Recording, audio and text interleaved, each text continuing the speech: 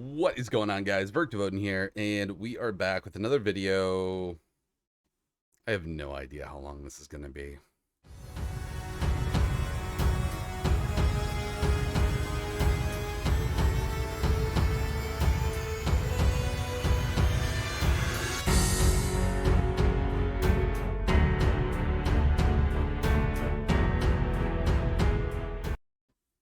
So, as I struggle to refamiliarize myself with Adobe Premiere Pro, um, it's amazing how much you can forget in a year.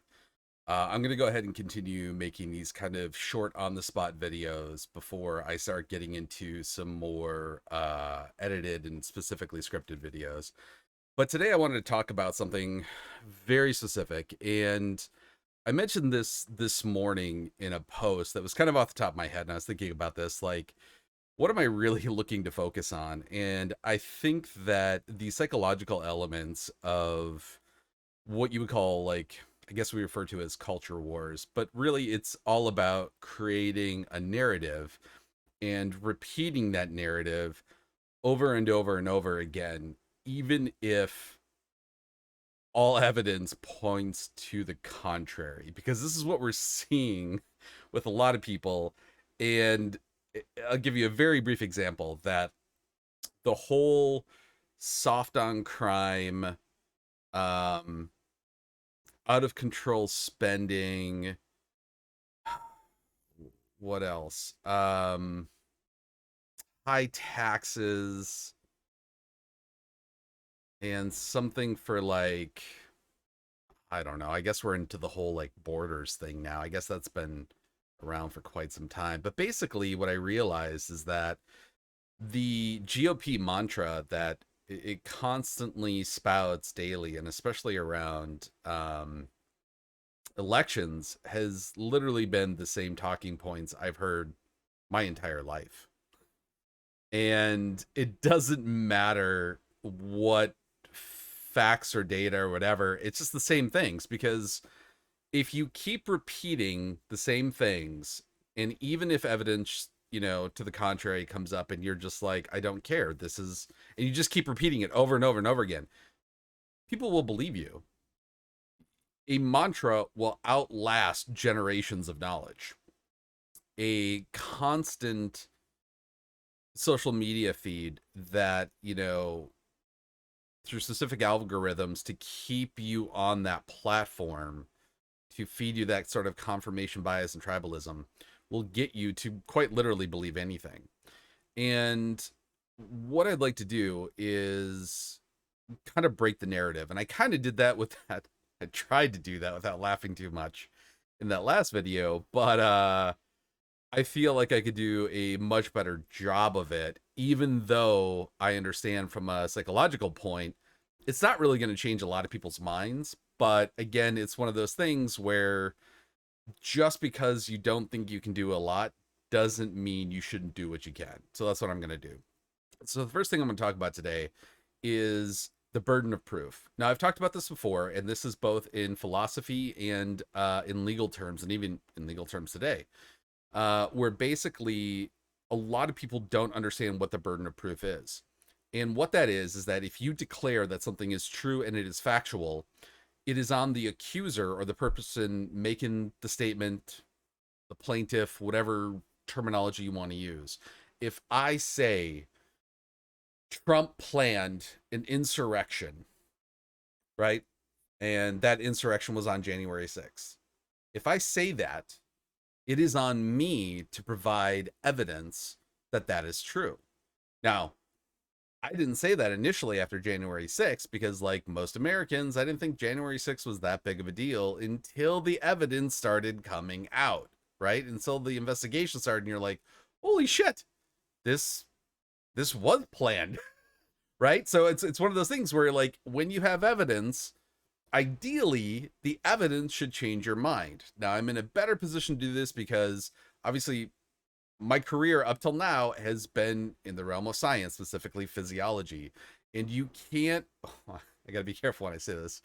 I was gonna say, you can't be in any sort of scientific field and be in denial of facts, but that is completely not true, because if you're human, it doesn't matter how educated you are, you can definitely be in denial of facts, and you can still fall into conspiracy theories and whatnot. But what I will say is that the point of science is to show you how things are, not how you want them to be, but how they are through empirical data that can be tested and proven independently. And so this is something that I am going to talk about, is that if you say something is true, you better have the facts to back it up. And I'm not talking about inference. I'm not talking about, headlines that, purposely trigger you into an emotional response. And then when you actually open up the article, it gives you one or two sentences from a study it cites, and you don't actually read the study. And this is something that happens all the fucking time. I, again, having a background in physiology, I read peer reviewed papers all the time. I actually do it for fun. I like it because I want to understand things that I don't understand. Right? That's the wonder of science, is to constantly expand your knowledge about subjects you are ignorant on. What happens though is that, especially online, I'm finding, and I'll talk about this in another video, but people will literally quote and cherry pick one or two sentences of a study, and a lot of times, one, they don't cite the study, but if they do cite it, it's way down at the bottom. And most people, if you're on the internet getting news, the attention span on someone on social media versus like getting a newspaper or reading a book are two worlds apart. And what I have found is that 9 times out of 10, I don't want to say 10 out of 10, because even though I want to say that, probability dictates that's not true, is that people don't read the cited sources. And I understand this because from a human side, like our brains and the way emotions work, emotions drive everything. People want to be right. They want a sense of community. They want a sense of tribalism. They want a sense of, I am better than you, this sort of like hierarchy of morality. And when they see an article, when they see anything that feeds into that feeds into this confirmation bias. And then what happens unconsciously is something called cognitive dissonance that kicks in when you are faced with counterfactuals. And this cognitive dissonance is so strong that when people see a link to something that may or may not have, facts that contradict their worldview, there's this wall with like, I'm not even going to read it.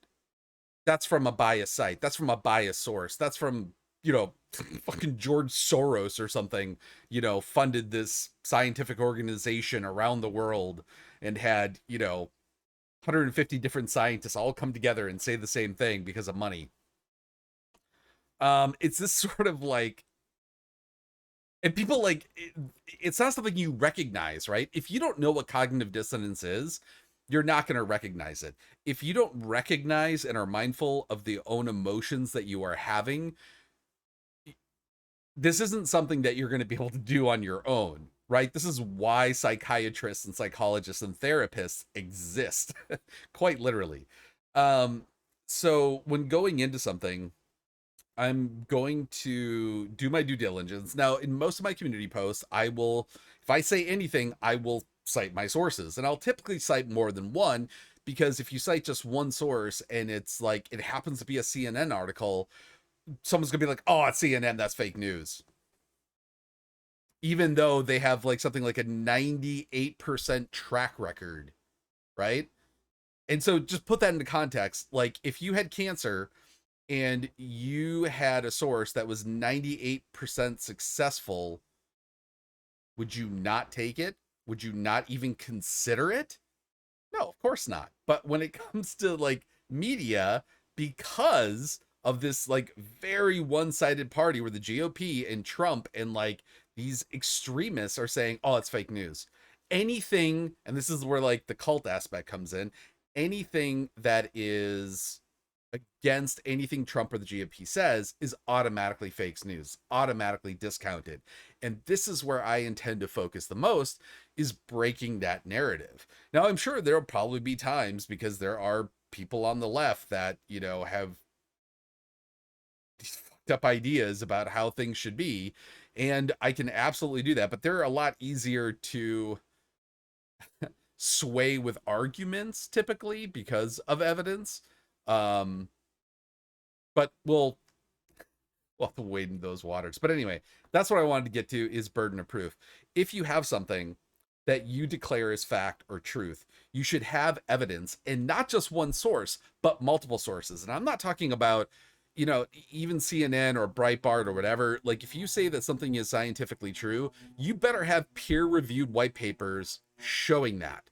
And you better, if it's not peer-reviewed, or if it's from like Dr. Oz or something, that's not a legitimate source. This is how we denote this. Now, if you don't know what a peer-reviewed system is, I don't I'm going to try, but you should really look it up. But basically, when you submit a paper, a white paper is what it's usually called, or a study on any particular thing, you have a hypothesis, you have a methodology, you basically show your math, right? You show the work on how you actually come to this conclusion, how you adjust for outliers and any sort of like false equivalencies, things like that.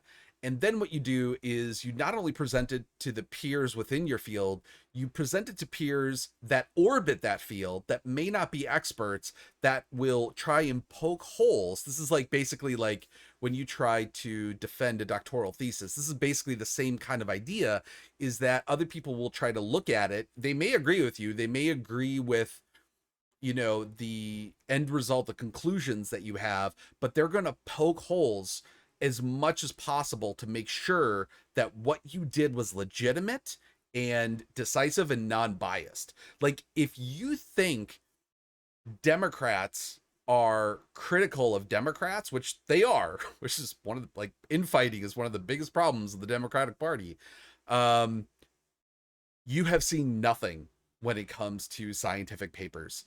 When a scientific paper is released, and especially now that we have the internet, it's like fucking blood in the water.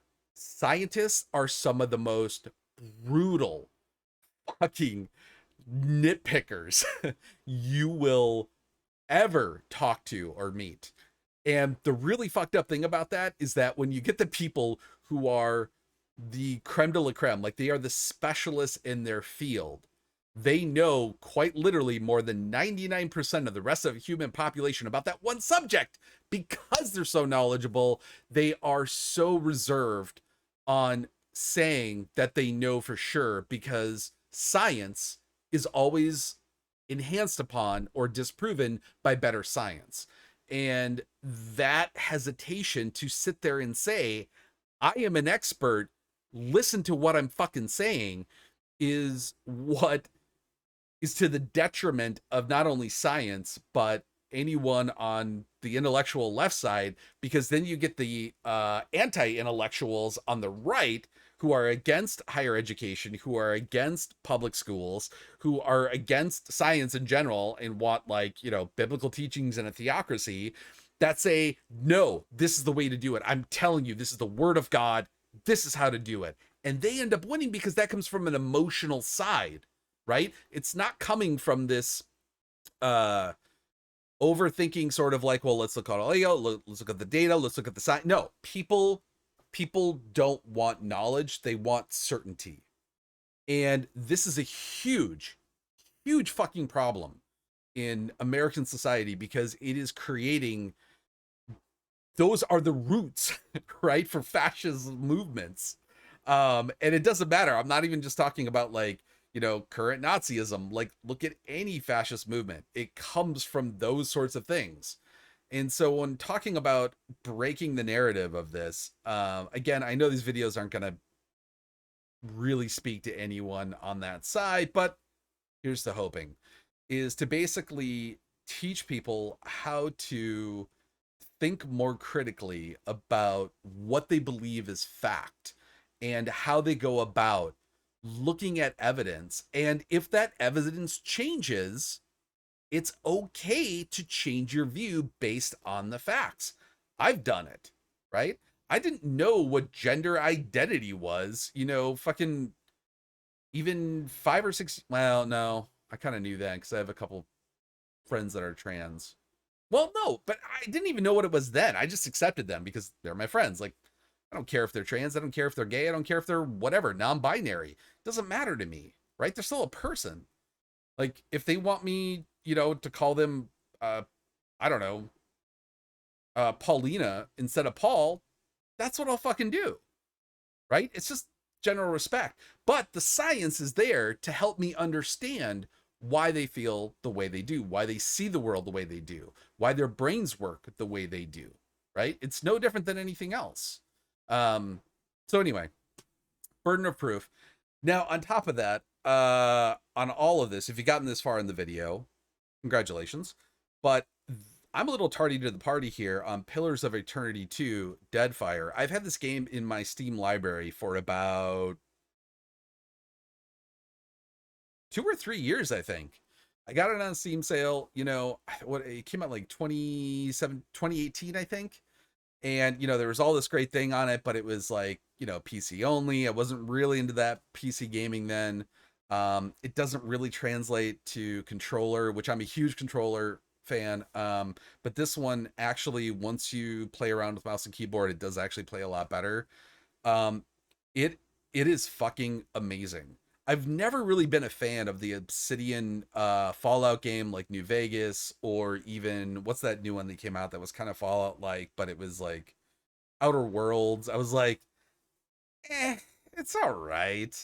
But it felt like it was just trying to be another type of Fallout.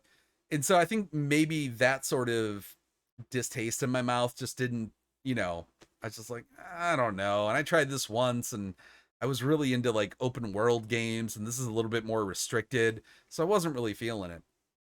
I tried it, was it like a week and a half ago? I haven't played anything since. I cannot stop playing this game. It is so well written. And once you get the mechanics, and it does take a lot to learn, I put in about, I think, almost 30 hours before I started really kind of understanding all the nitty gritty mechanics, because this is like an old school D&D game. This is like what I played as a kid because we didn't have those video games then. Like old school tabletop roll die sort of, God's eye view, but with like really fast action. It's you can make it turn based, but you can make it turn based at your leisure. So you can you can set the AI up like the original Dragon Age and make it as like specific as you want, and then just let it go. You don't have to do anything. Like even with your main character, you can set the AI and watch your party just go to it, But then at the moment that you see things like are turning bad, you can actually pause it and then give specific orders to each one and then let it go again. It's fucking amazing. It's so good. So if you have a PC that can, pop this guy on and play it, I do notice that even with an overclocked RAM and CPU, this runs the fans pretty steadily. And this is only a 2K screen. So, but anyway, can't suggest it enough. Thank you guys for watching. If you made it this far, I realize the lighting, because it's like all stormy here, is really bad. But, you can always see my beautiful face on social media. I'll catch you later.